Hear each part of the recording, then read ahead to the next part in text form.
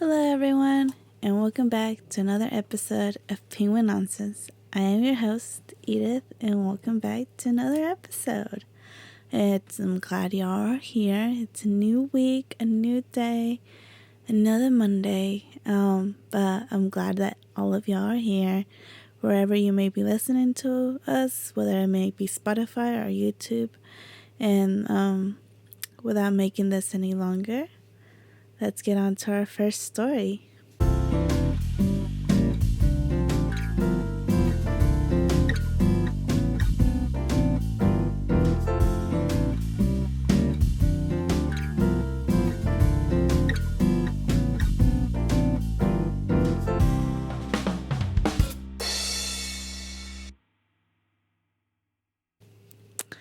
So this week's first story comes from India.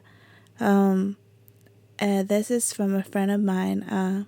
He sent this video to me. He actually lives in India, and he was telling me about their space program and that kind of stuff. And they recently launched their space shuttle to the moon. So that was quite interesting.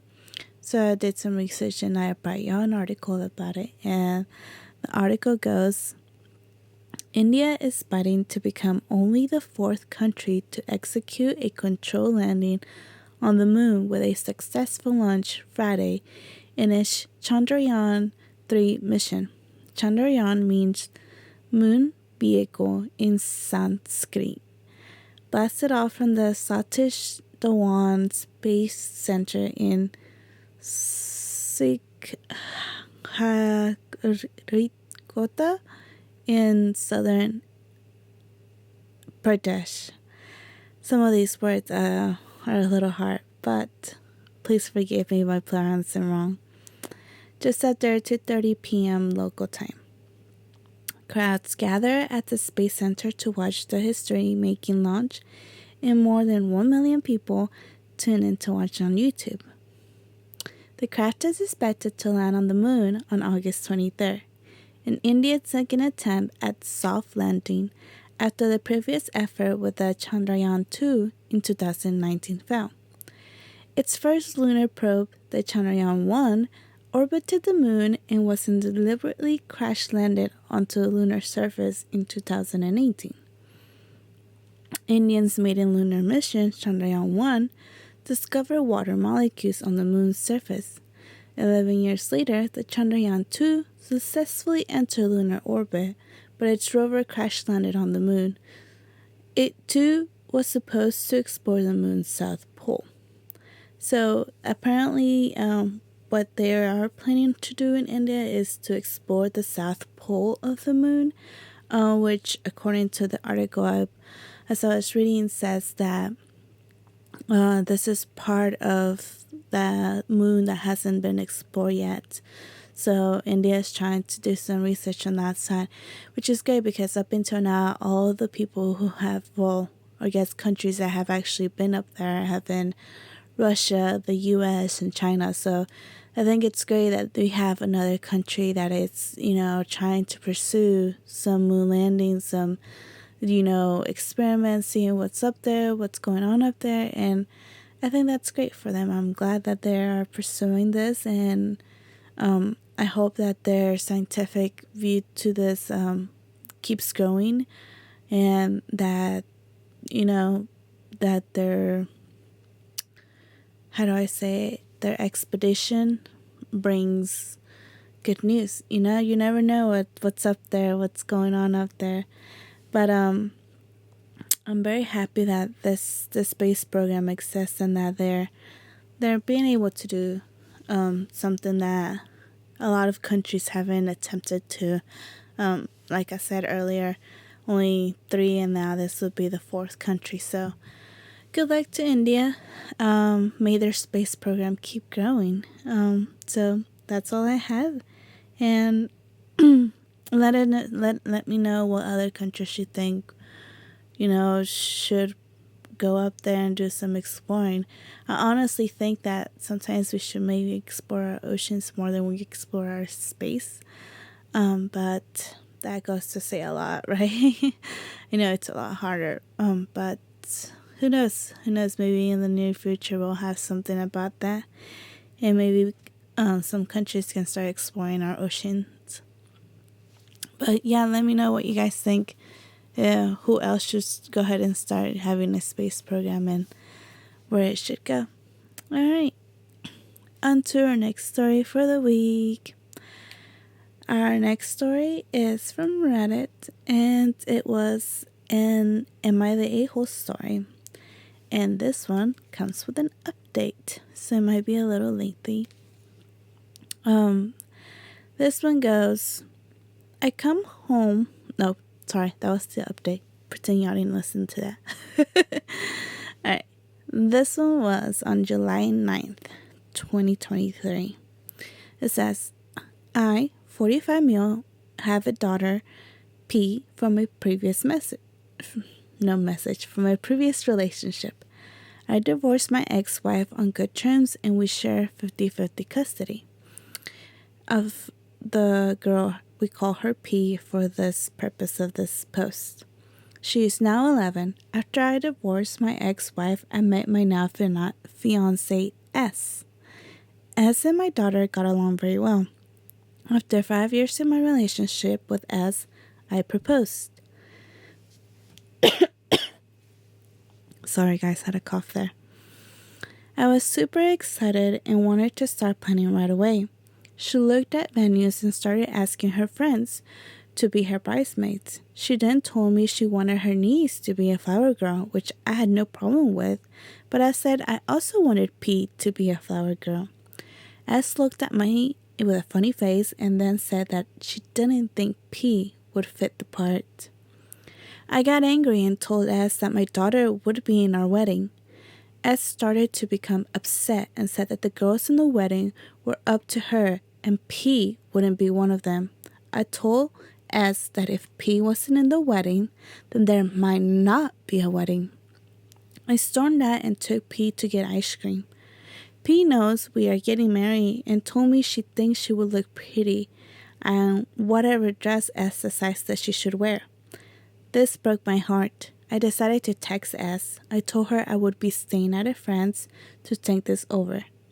My mother-in-law texted me saying I am overreacting, that my daughter doesn't have to be in my wedding, and I was an ass for saying that I would cancel. So, did I take it too far by saying I would cancel? And am I overreacting just being a good dad? There's an edit. He says that he read the comments and he would post an update in the near future. And obviously we got the update, but we're going to read that in a little bit. So after hearing that first story, I honestly thought he's a dad being a dad. And that's what a dad should be, protective over his kids. I'm glad that he was able to, be able to still have a relationship with his daughter, even if he was separated from his first wife, So I think that it's great that he's being this person who is protecting the daughter from having to have any of this kind of heartbreak, because he wants her to be a part of this new life that he's starting. So I don't think he was an a-hole for, voicing out that his daughter needs to be in this wedding or should be in this wedding. And I don't know why the new I won't call her a mistress, but the new soon-to-be wife doesn't want her to be in the wedding, I feel like if that's gonna eventually be your kid too now, maybe your stepdaughter, but at the end of the day, that is now gonna be your kid. You now have taken the responsibility of that too. You just don't go into a marriage with kids and expect you're not gonna have them around. Like, I know that sometimes does happen. I know that sometimes that always ends up being the case. Not always, but sometimes that ends up being the case where the kids from the previous marriage don't get to be part of the new marriage. But in this case, he wanted the kid to be part of this new marriage. So I don't know why she was being like this. So the update was given, and it goes, I came home to talk to S today. When I pulled in our driveway, my mother-in-law was sitting there in her car. I got out and went inside, trying to avoid talking to my mother-in-law. S was sitting at the kitchen table, and I joined her. She sat in silence, so I asked the first question. Why does P not fit the part, and why don't you want her to be in the wedding at all? Her answer full-on shocked me. She quietly said, I was hoping that after the wedding, you could become a holiday visit only dad. I didn't want her in the wedding so she wouldn't be in the photos around the house, since she wasn't going to be around much. I kept my cool. I calmly took her hand and pulled the engagement ring off. Her eyes started to water and tear up. She said she wouldn't end the marriage over this, and he shouldn't either, and that she could change. I told her the damage was already done. I told her that I wanted her things moved out by next week, and that she should come get them when my daughter wasn't home. The house is in my name, and I paid for it. I was allowing her to get her furniture that she paid for. She stormed out, and mother-in-law came knocking to the door saying I was being unreasonable. I couldn't imagine only seeing my daughter 3 or 4 times a year. The fact that S wanted me to give up that part of my custody blew me away. I'm sitting on the couch just in shock. Our honeymoon was supposed to be in Hawaii.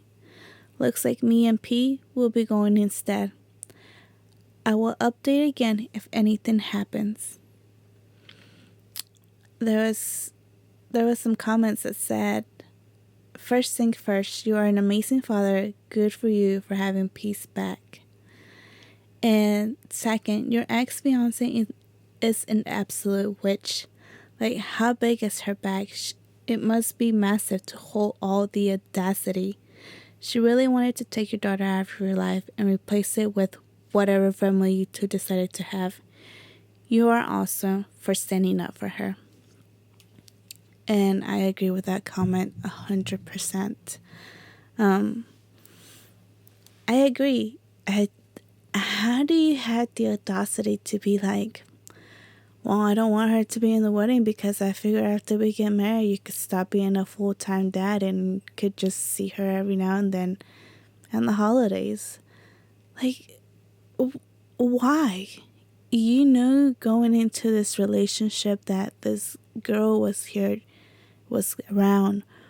to be around for a good while, as long as her little heart could give in this earth. She was going to be there. So I don't understand why she had this in her mind that this girl was all of a sudden going to disappear and not be in the dad's life anymore. You know, I am baffled about it. I'm really glad though that the dad was like, saw this and saw the red flag and was like, you know what, you're not the one for me, and got that engagement ring back first of all, and the fact that, you know, he was very civil about it. He was like, don't want my kid in your life, then we won't have a life together. And that was that. There's no talking about it, no arguing about it, no. And you don't get to hear stories of that a lot, you know, where the dad fully stands ground to have his child. So I'm really glad that he did, and I hope that, you know, P actually doesn't take it to heart that, you know, his dad had to give up his fiance because, you know, he loved, you know, P, his daughter, a lot. I hope it doesn't make her feel any type of way like that she ruined the relationship or anything. I hope that she sees that she had nothing to do with it and that her dad truly loves her. And I hope that they have a great time in Hawaii, because obviously that has to be the best thing ever. So So I'm glad that, I think the post said she was 11 at that point or something like that. So it'll definitely be a core memory and a good father-daughter vacation. So wish them all the best, and yay for you, Dad. Like, rock on. So let us know in the comments, like always, if you thought what the dad did was a good thing, and if you thought that it wasn't, then please tell me why, because I honestly, on this one, I can't imagine going any other way. But you never know. Okay, on to our next story and last story of the day. This one is kind of an old story, but I felt like it recently started circulating around a lot more. This is a story about some puppies, because, we're always big about animals in this podcast.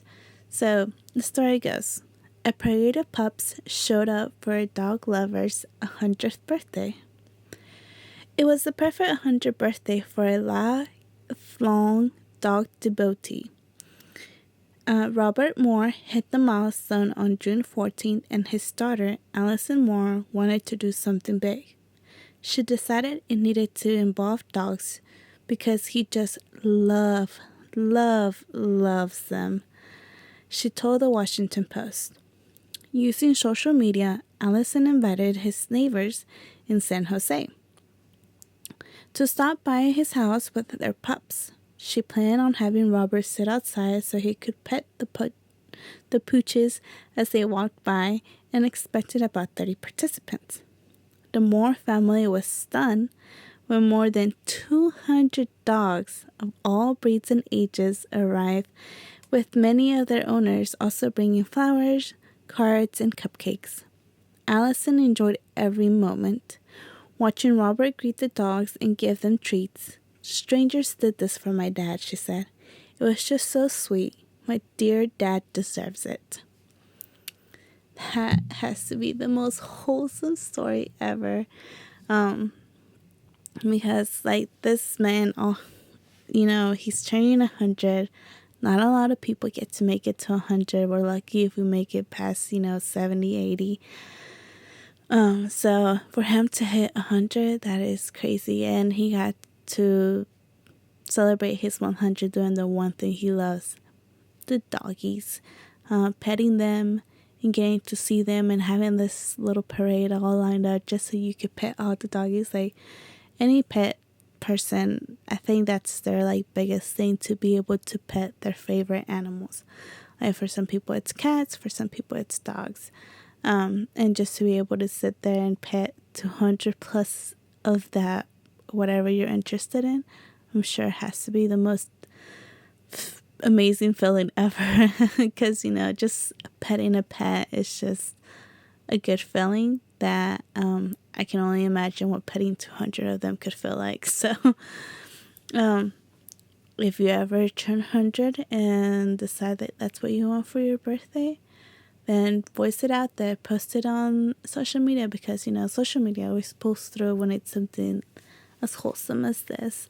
So I mean, that might be just my next birthday idea. Bring all the cats you got. Any of you got any cats? Bring them around. I want to pet all the cats. Or dogs. I mean, but I do love the cats more. But yes, so I just pray that people keep being this wholesome out there, and that's what I hope y'all take out of this story, that y'all just keep being wholesome people out there and make someone's day. Maybe send somebody pictures of your pets and doing some cute poses, because that always gets our serotonin up. And what better way to start the week than with good cute pictures of pets, right? So definitely a great story. I hope this man lives for another 50 years. That'd be cool. But I don't know. Has there been people who have made it to 150? I guess I had to Google that one. But I hope that he has quite a few more years to live at least, and that And if this was his last one, then he for sure had a blast on that one. So this was my last story of the day. We have come to an end. This was probably really short again. I think I'm just getting really good at these. But anyways, thank you guys for being here, and don't forget to follow us on our social medias. Whether it's YouTube, on Spotify, I believe we're also on Google, and our TikTok, our Instagram, and keep following us on all of those. And thank you for being here. Thank you for listening wherever you may be at, and I hope you have a great rest of your week. Maybe, hopefully, a wish come true that you get to pet your favorite pets throughout the week. I don't know. Your favorite animal. But yeah, y'all be safe out there. Have a great day, and I will see y'all again next Sunday. Bye, guys. Monday, sorry. I record on Sundays. But I'll see y'all next week. Bye, guys.